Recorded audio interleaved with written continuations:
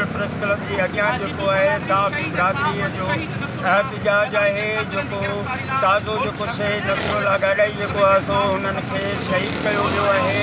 उन जे लाइ ही साफ़ बिरादरी जेको आहे पंहिंजो एहतजाज रिकॉर्ड कराए रही आहे। नेशनल प्रेस क्लब झोल पारां जेको आहे ही एहतजाज कयो वियो आहे। वो तव्हांखे असीं बाक़ाइदगी सां ॾेखारींदा हलंदासूं। कोई एहतजाज कयो आहे जेको ही शहीद चवणु असांजो साहब ही नसरुल्लाह गाॾाई साहब खे जेको आहे शहीद कयो वियो आहे उन जे बारे में तव्हांजा कहिड़ा वीचार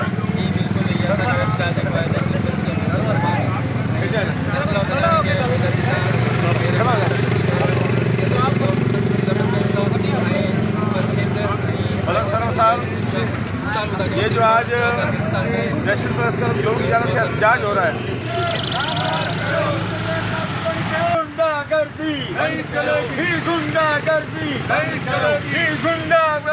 बंद करो।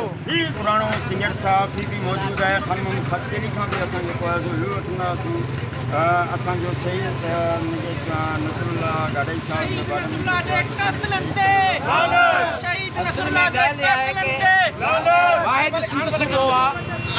जिथे हक़ ऐं सच जो ॻाल्हाइण लाइ क़त्ल कयो वञे थो उन में शहीद नसरुल्लाह भी शामिल आहे। जे हक़ सच जी ॻाल्हि कई उन कातलनि खे असां मुतालबा कयूं त पूरी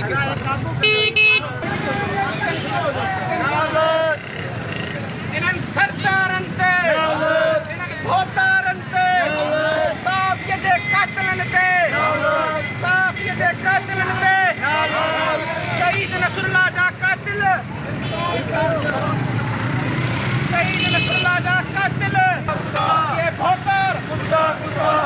प्रेस क्लब जो सदर असां सां गॾु हिते मौजूदु आहिनि एहतजाज में। जी साईं, अवां कुझु ॿुधणु चाहींदव त जेको नसरुल्लाह गाॾाई शहीद कयो वियो आहे ऐं बार बार ही जेको आहे असांजे सचे साहबनि खे हमेशह हर ॿिए महीने टे महीने जेको शहीद कयो थो वञे ऐं जेको आहे हुनजो को बि तदारक नथो थिए। आख़िर छो? असल ॻाल्हि इहा आहे त नसरुल्लाह गदाणी हिकु बहादुर ऐं बहितरीन साहब हुओ। हू लेखक हो, हक़ सच जो लिखंदो हो। पोइ हक़ सच लिखण ते वॾेरनि खे भोतारनि खे हुनखे अख में कंदो आहे ऐं सरदार हुनखे अख में कंदो आहे। जीअं हुन ते हमिलो कराए पंहिंजे चिमचनि हथां हुनखे क़त्ल कयो आहे। असां हुनजी सख़्त लफ़्ज़नि में मज़म्मत कयूं था हुकूमत सिंध खां ऐं असां चीफ मिनिस्टर ऑफ पाकिस्तान खां मुतालबो था कयूं त माना सिंध हुकूमत पाकिस्तान पीपल्स पार्टी साफ़ जे लाइ क़त्ल था खणी लाइ एतिरो ज़िया वारे दौर में बि साफ़ हिन ज़ुल्म कोन थिया।